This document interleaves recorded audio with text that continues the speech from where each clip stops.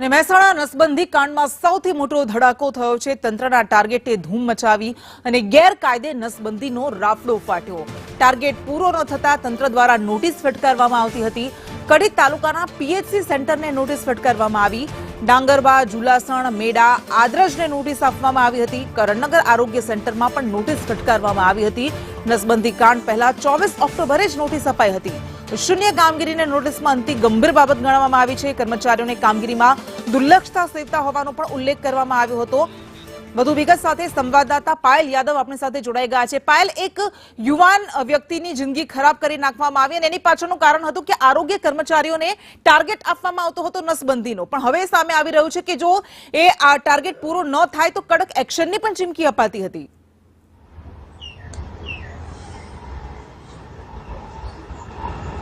ચોક્કસ કૃષ્ણ, જે પ્રકારે મહેસાણામાં નસબંધી કાંડ ચાલી રહ્યું છે તેને લઈને મોટો ખુલાસો સામે આવ્યો છે।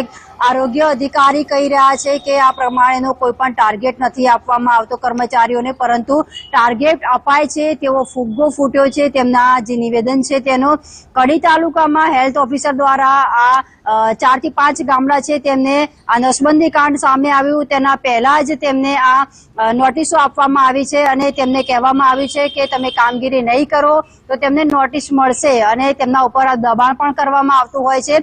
ત્યારે આ દબાણને વશ થઈને આ લોકો જે હેલ્થ વર્કરો છે એ નસબંધી કરાવવા માટે લોકોને ઉપાડી લાવે છે અને જે ગંભીર બેદરકારીપૂર્વક તેમનું નસબંધી કરવામાં આવી એવા કિસ્સા પણ મહેસાણામાં સામે આવ્યા છે। ત્યારે આ પ્રમાણે ટાર્ગેટ આપીને તેમને નસબંધી જે છે તે કરાવવામાં આવી રહી છે તેનો ભાંડો ફૂટ્યો છે। કારણ કે જે પ્રકારે અધિકારી કહી રહ્યા છે, આરોગ્ય મંત્રી કહી રહ્યા છે કે કોઈ ટાર્ગેટ નથી આપવામાં આવતો, પરંતુ એક નોટિસ જે 24 તારીખની સામે આવી છે તેમાં સ્પષ્ટ દેખાઈ રહ્યું છે કે આ લોકોને ટાર્ગેટ આપવામાં આવે છે।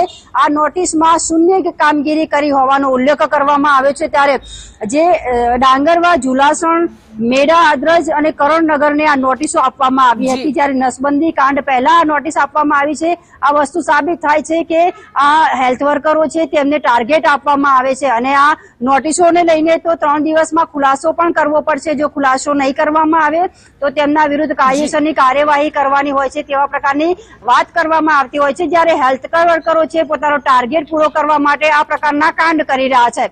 જી આભાર પાયલ।